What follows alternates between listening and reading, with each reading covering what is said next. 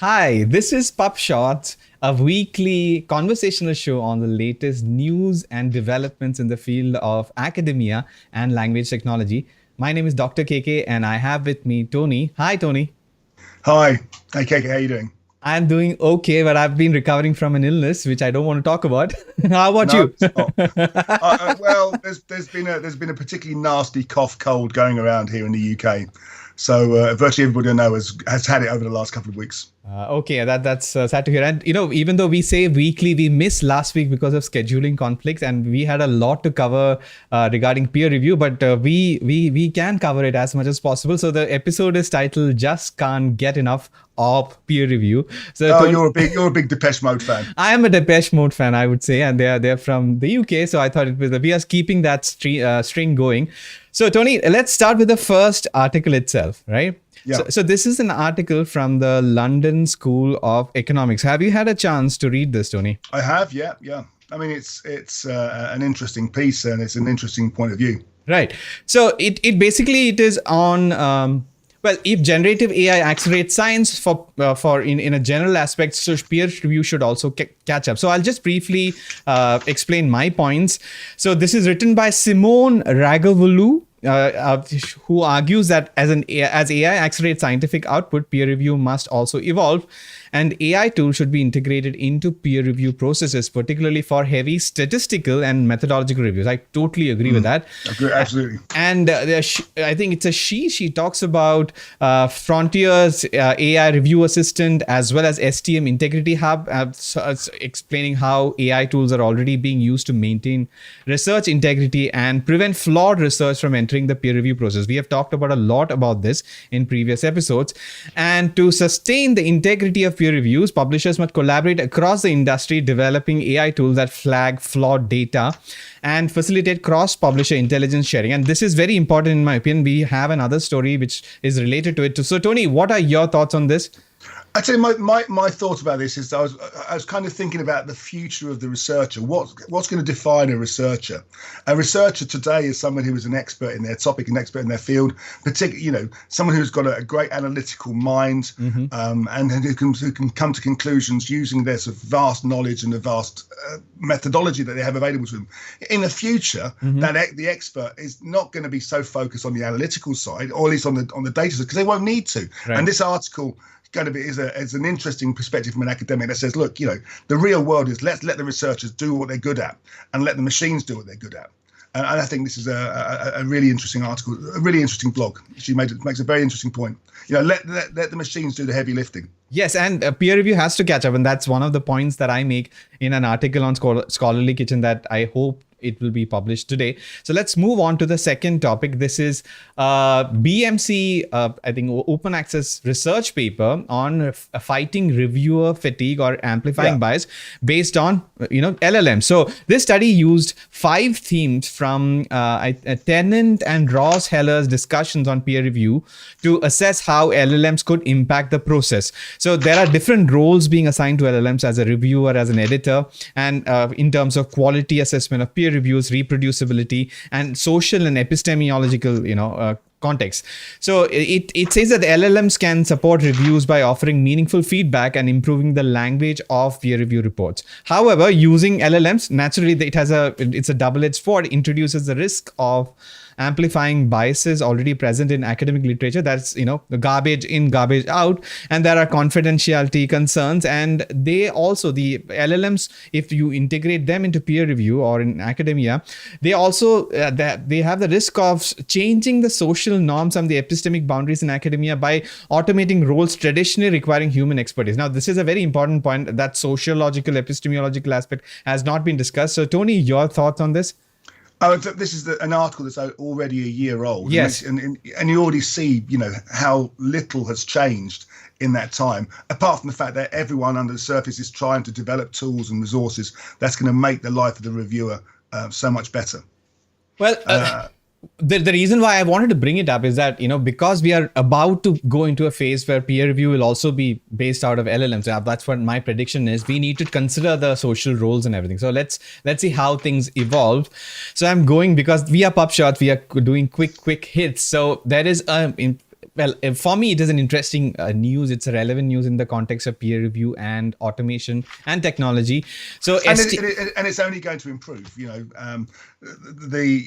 going to be talking about legislation and how and Yes. regulation, and I think that's going to help structure some of these new tools that are being developed. Yes, yes, and STM Association, who I consider as a leader in terms of such aspects, they have brought out or standardized a peer review terminology. They've set out an announcement. So this is the news clip. So I'll quickly read my notes. So it standardizes the language used in peer review processes to improve transparency, consistency, and communication among stakeholders. And as I talk to you about it in the next piece, between systems as well. And it's a collaboration between STM and the National Information Standards Organization, NISO. And it defines core aspects of peer review, including identity, transparency, reviewer interactions, review process information, post-publication commenting. This is very important, Tony. And I have opened the actual sort of, I guess, infographic or a table. So it has 4 groups of information regarding the first one is regarding identity transparency. And so this is basically single, double, or triple anonymized peer review and the interactions that the reviewer has. So reviewer can interact with the editor, other reviewers, or authors. And this will be very important in the context of automated systems, and the review information published, including the types and probably the terminology that should be used. So for example, whether the review reports are available, whether the review reports there is an author opt-in, a reviewer opt-in, and things like that. And finally, post-publication commenting, which is basically categorized into open and on invitation. So this is available in this website. If you go to STM, you will find it. So Tony, your thoughts on this? I have strong thoughts, but I'll start with yours. No, I've only to say, I've got nothing to say about the actual terminology. So it's very important for the sake of transparency and understanding that there is common terminology used. And I think this is another excellent example of this important trade association doing really positive things to sort of create a structure within our industry. Yes. So the important point that I think I briefly mentioned is that if you have a standardized terminology, then systems can also talk to systems, and there will be cross-platform compatibility. That's what I'm expecting. So cross-publisher, cross-vendor collaboration, and so there is a lot more possibilities of systems talking to each other. And I believe that's very important in terms of automation, especially when peer review has been relatively reluctant in getting into automation. So I'm very excited about it. So Tony, I'm going to I think this is a second last peer review topic. This is a research paper recently published 25th of September. It is about 2 techniques, basically I think AI-based techniques used to assess the quality of peer review itself. So the paper is titled Argumentative Peer Review with LLMs. So it's a research paper on peer review automation using AI. So there are 2 methods. Both take in review reports. So the human has to review. I think there can be AI reports as well, but it's basically the human that is reviewing, and the AI reports are fed in. And there are 2 techniques that they are referring to. One is peer arg, which is the title of the paper, which combines large language models and with knowledge representation in terms of graphs, as far as I understand. And there is something called end-to-end LLM, which uses few shot techniques. So Tony, are you familiar with few shot techniques? I'm not. Yeah. So few shot techniques is where you would give some examples to an LLM as to what the expected output should be. So when you're, let's say, talking to ChatGPT, if you ask it to do a task and without giving it example, that'll be a 0 shot. And if you give it a few examples of this is how, if suppose the input was this is what the output should be, that is a few shot. So those are the 2 techniques that these researchers tried. And peer arg, which uses LLMs and with knowledge representation, turned out to be better than end-to-end in terms of predicting the successful, like the chances of successful peer review, as far as I understand. It's one more step in the right direction. That's what I would say. Tony, your thoughts? Oh, again, this just shows how important the whole process is. We are moving towards a point where LLMs and AI is going to be used increasingly in peer review. The role still needs defining and sharpening, but any research like this only sort of reinforces the value. Right. So we are moving on to the last peer review related topic. This is actually, remember, Tony, we missed last week. We should have covered We this. did. Yeah. So this is again from last week, peer review week, which was peer review week, which is themed on technology and innovation in peer review. So this is another wonderful article from Scholarly Kitchen. A bunch of experts and chefs have written it together. So I am going to read out my key findings from this. First of all, the paper is about innovation and technology in peer review, but from different user perspectives. Because I think, from my perspective, because I work in a company and I work for a AI sort of a brand, Trinka. So it is a limited perspective, and I need to know from what other perspectives that people are thinking. So if there are examples from researchers who think that technology acting as a tool to enable human-driven change is a sort of a fact, and it is. The researchers are arguing for importance in mentoring in peer review. That is the human aspect, and that's a key aspect. And AI could be very helpful for finding gaps in research, but only if it moves towards an equitable, informed use. That's a fair, I think, from a researcher point of view. Tony, indeed, yeah. You agree with it, I suppose. So, absolutely, yeah. It goes without saying. I mean, the great thing about this kind of paper is that it indicates you've got very knowledgeable people in our industry who are thinking very deeply about the future, and I think this kind of article only reinforces that. Yes. So I'm going to the journal editor perspective. So journal editors say that the personal interactions in peer review are key to maintaining the integrity and quality, and that might be taken away by peer review. So that's the thing that we should watch out for. And they also emphasize the need for qualified peer reviewers and argue they argue for valuing peer review as part of a career progression. Basically, they are bringing the necessity for AI to improve the chances of finding the right reviewer, the high quality reviewer, as opposed to taking away the actual review part of it. That's an interesting perspective, I thought. I'm personally, I'm not so sure about that, because I think the processes that publishers already are taking find the right reviewers. The problem is there aren't enough of them. You've got journal submissions, and the number of papers being submitted to journals increasing at a far higher rate than the growth of reviewers being made available. What this does, anything that will sort of make the life of the reviewer easier and make the job of identifying and bringing a relevant reviewer in, I think can only strengthen our industry. Yes. So I'm moving on to the last sort of set of perspectives. So this is from publishers. So publishers are advocating for AI-driven tools to support faster and more efficient peer review. And they want peer review systems to be scalable. And there needs to be correspondence in the context of academic publishing in terms of peer reviewers and editors, etc., as well as AI-enhanced peer review platforms. They need to go beyond simple reviewer databases, because right now we can still, as in there are systems which can help you find reviewers, the best reviewers for for a manuscript, but they want these systems to go beyond that and incorporate predictive tools for reviewer engagement and text analysis. Reviewer engagement is being brought up, and this could eventually improve reviewer matching and improve manuscript review quality. So this article generally talks about the things that we did not talk about in the last couple of episodes, where we are talking about how AI can assist the reviewers in doing the peer review. Here they are talking about the different perspective as to how it might, let's say, affect the peer review system as it is. So I thought it was an interesting thing. So I would strongly recommend whoever is interested in the Scholarly Kitchen is a fantastic resource. So I understand you said you've got a paper about to be published in the Scholarly Kitchen as well. Yes. I'm hoping. I'm expecting it to come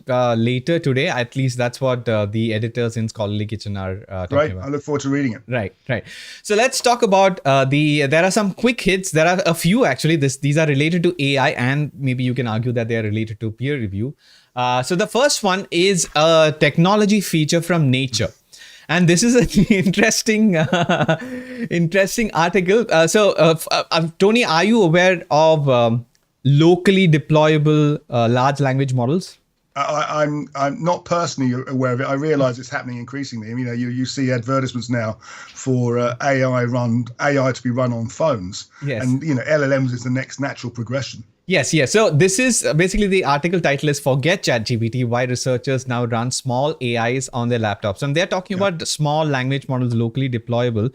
And these are things that researchers are already doing, and so it's a fun thing. So what some of the examples listed are summarization of immune system protein data by using a local language model, then optimization of Microsoft Phi models, like it's a Phi or Phi models in mobile computers or mobile phones. Then the Alibaba Quen model has been used, employed by let's say researchers locally for brainstorming and manuscript review and summarization. So this is something Alibaba is a Chinese AI, I guess, a 10 vertical. So I'm not even familiar with it, so I was very interested in it. And I'm familiar with our Mistral model. So Mistral 7B and Llama 3 are being used locally, deployed locally to train on medical records while maintaining patient confidentiality. That's an important aspect in terms of pharma companies. They need to use local secure things so that the information is not leaked out into, let's say, the servers of OpenAI. And I think I have one more thing before I let you talk about it.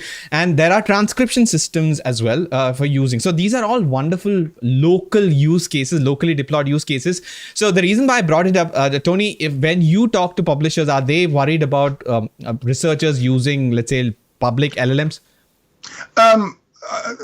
The main thing I hear back from publishers and the organizations I speak to is they realize that research is taking place using LLMs. What they want is transparency. They want their authors to be transparent and open about how they've used these LLMs in their research, so that that can be factored in whenever a peer review situation. It's all about openness and transparency. That's really what they want. Right. They're not going to. They don't want to stop. Although it's not to say there's some who are putting maybe some barriers in place, but most publishers will just want the authors to be open and transparent about how they're using LLMs.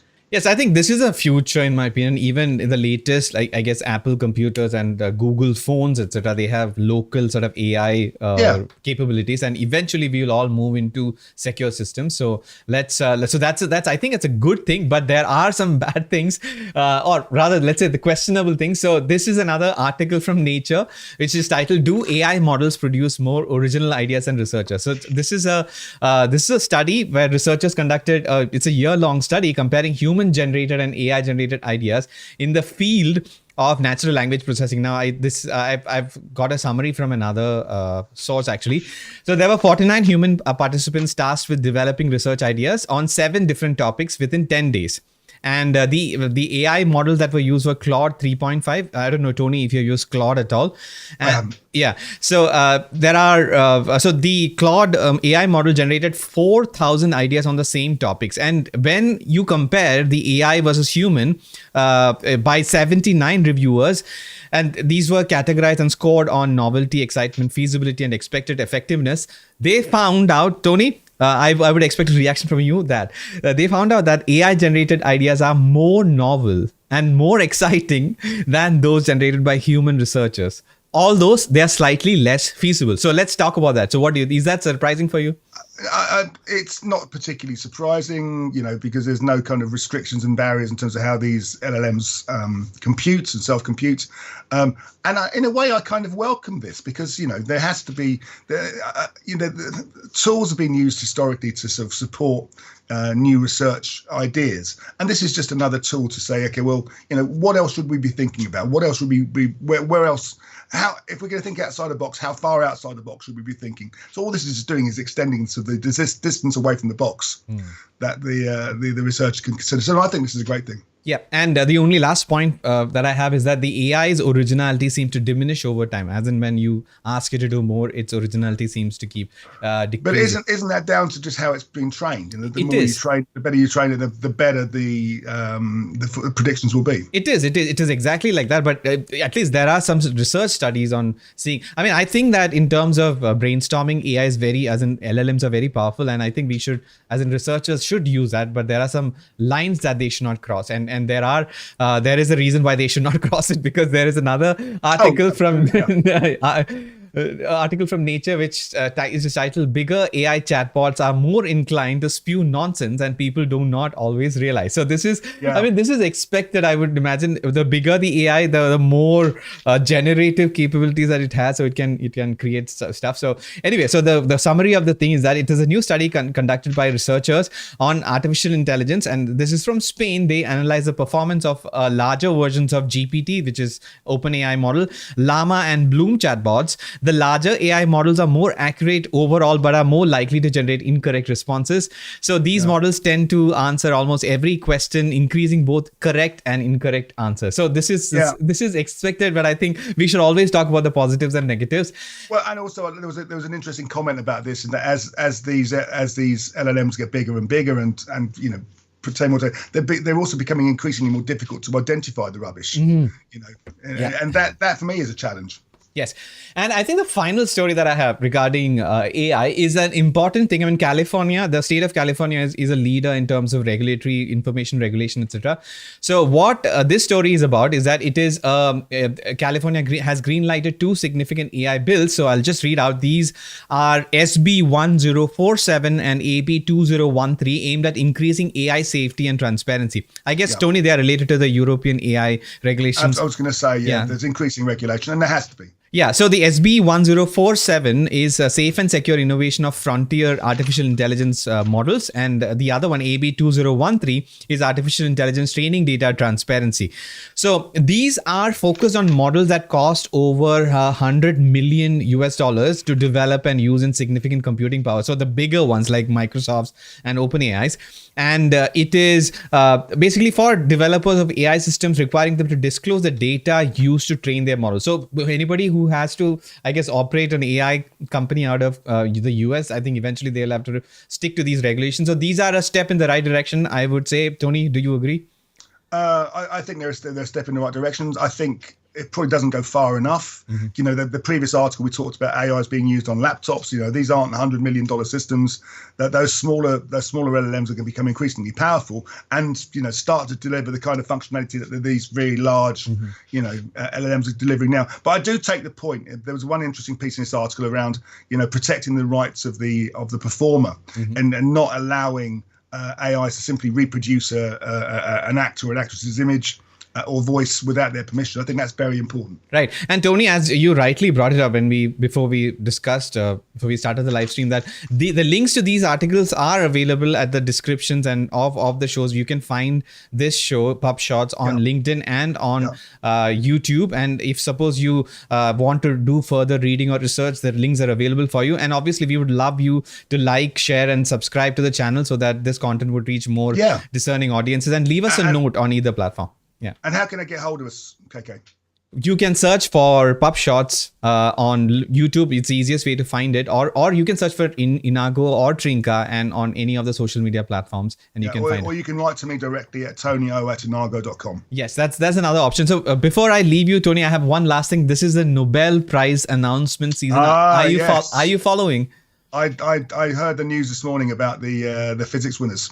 Yes, so physics winners are relevant in the context of our conversation because they won it for the machine learning with artificial neural networks. This is in 1993 or something. I forget whatever time there was. They've won it for that. But there is another interesting thing for the discovery of microRNA, which is a 1997 study on roundworms published in the journal Cell. So this is one Nobel Prize in Physiology or Medicine. Victor Ambrose and Gary Ruvkun, I think it is for microRNA, not mRNA, if I misspoke it. So these are interesting things. I mean, do you keep up with the Nobel Prizes, Tony, in general?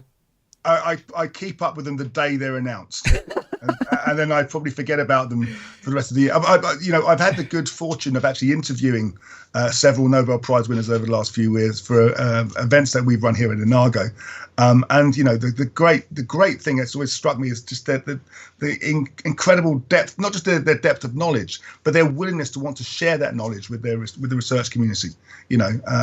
So in answer to your question, yes, but perhaps not as often as I should. Yes, as you mentioned, I mean, the reason why you and I are doing this this show is to sort of disseminate information. We are also interested in passing whatever we learn, but whatever we know to the rest of the world, and that's why. So if you like the content, or if you like the conversation, please like, subscribe, and follow on YouTube or LinkedIn, and leave us a note. And you can reach out to Tony on his email, as he already mentioned. So Tony, any parting comments, any thoughts? Do you have any interesting plans? Well, the most exciting thing coming up for me is next week we have the Frankfurt Book Fair, which is probably one of the world's largest publishing events. At its peak, we used to attract something like 1 million visitors. Over 8,000 companies would exhibit, and basically anyone and everyone in the world of publishing of any kind will be there. And this, I think this is my 27th or 28th visit. It's been I've been going for a lot of years. So anything in here that I should? I think this is the website that I've just pulled up. Is this the right one? When we next talk, I'll report back on a session I'm attending about the use of AI in scholarly publishing. And that's a workshop I'm attending. Oh, excellent. So we look forward to listening to your thoughts on it. So I think that brings us to the end of this episode. I hope it was short enough considering the title. So Tony, I'll see you in the next one, hopefully in the next week. So until then, on behalf of everybody who helps to bring out this content, this is Dr. KK signing off for PubShorts. Episode number 6, just can't get enough of peer review. Bye for now. Excellent. Thanks, KK. Bye. Bye-bye.